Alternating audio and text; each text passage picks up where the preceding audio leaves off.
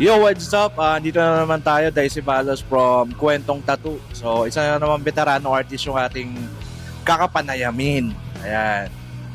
Ayan si Pops. Aldrin A. Jimenez. Ano, Pops, yung studio? Aldrin A. Jimenez, Quezon City, Black Tattoo Studio. Bisita po kayo dyan. So, Pops, ilang taon ka na sa tattoo industry? Hindi ako exact. More or less 14-15 years, pero hindi ako exact sure kung Ay, hindi mo alam yung mismong date? mismong day. Oh? Ako kasi 2004. Tapos ang Start. ano. Oo. Parang doon ako binase nung pinanganak ko yung Okay. panganay.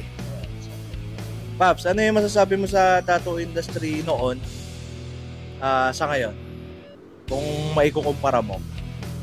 Noon, ang laki. Laki ng ano kasi ngayon parang andyan na lahat ng mga makabago. Lahat makabago na Mahirap kasi noon, masaya rin naman ngayon kasi nandiyan na, madali mo na lang nagagamit lahat ng mga bagay-bagay, mga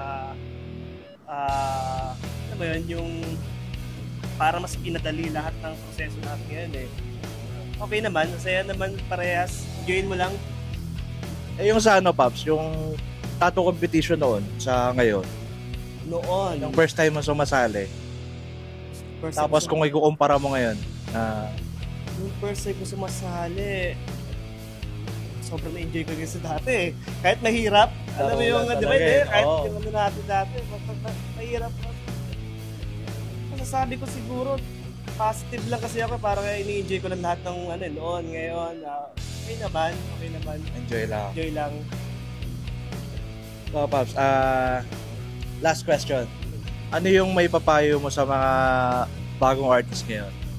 O kaya sa mga bagong papasok sa tattoo industry? Ano yung tip mo sa kanila? Sa akin, yung mga bagong papasok ngayon sa industriya,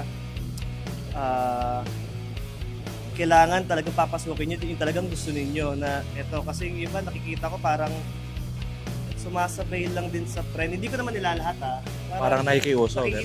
Sobrang ano dyan ngayon kailangan mo talagang gusto mo talaga yung ginagawa mo.